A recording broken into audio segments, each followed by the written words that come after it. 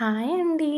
ఈరోజు మనం omelette curry చేసుకోబోతున్నాం. మీరు ముందుగా ఫస్ట్ టైం చూస్తున్నట్టయితే లైక్ చేయండి, షేర్ చేయండి, సబ్స్క్రైబ్ కూడా చేసుకోండి. ముందుగా మనం ఆమ్లెట్ కర్రీ కోసం ఆమ్లెట్స్ ప్రిపేర్ చేసుకుంటాం. దానికోసం బౌల్లోకి కొద్దిగంత వాటర్, సాల్ట్, పసుపు, కారం, కొద్దిగా అల్లం వెల్లుల్లి పేస్ట్ వేసి ఎగ్స్‌ని కొట్టుకొని ఇక బాగా బీట్ చేసుకోవాలండి. ఇలా బాగా బీట్ చేసుకోవడం వల్ల మనకు ఆమ్లెట్ అనేది ఫ్లఫీగా వస్తుంది. నెక్స్ట్ గుట్ట పొంగనాల ప్యాన్లోకి కొద్దిగంత ఆయిల్ వేసుకొని మనం రెడీ పెట్టుకున్న ఈ ఆమ్లెట్ మిక్చర్ని అందులోకి పోసుకోవాలండి. సగం పోసుకుంటే చాలు, ఎందుకంటే అవి చాలా ఫ్లఫీగా వస్తాయి కాబట్టి ఇలా ఉబ్బిపోతాయి అన్నమాట. చూడండి, వీడియోలో చూపిస్తున్న విధంగా ఉబ్బిపోతాయి. 2 సైడ్స్ మనం టర్న్ చేసుకొని కాల్చుకుంటే సరిపోతుంది. చూడండి, మన ఆమ్లెట్స్ రెడీ అయిపోయినాయి. నెక్స్ట్ మళ్ళీ వేరే ఒక ప్యాన్ పెట్టి అందులోకి కొద్దిగంత ఆయిల్, కరివేపాకు, ఉల్లిపాయలు వేసి బాగా ఫ్రై చేసుకోవాలి. ఈ ఉల్లిపాయలు బాగా ఫ్రై అవ్వాలండి. ఇవి త్వరగా ఫ్రై అవ్వాలంటే మనం ఇందులోకి కాసింత ఉప్పు కూడా వేసుకోవాలి.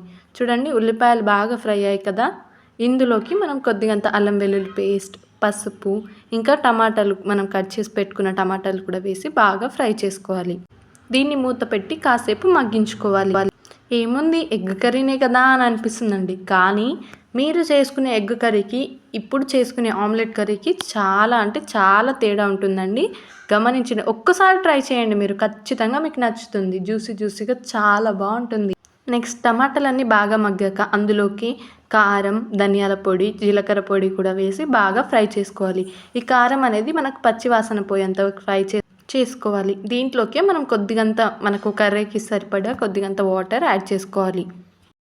వాటర్ యాడ్ చేశాక ఒక 2 మినిట్స్ మనము లో ఫ్లేమ్లో పెట్టించుకొని మరిగించుకోవాలి. చూడండి, మనకి ఇలా బాయిలింగ్ అవుతున్నప్పుడు ఇందులోకి గరం మసాలా, మనం ముందుగా ప్రిపేర్ చేసుకున్న ఆమ్లెట్స్ కూడా వేసి కలుపుకోవాలి.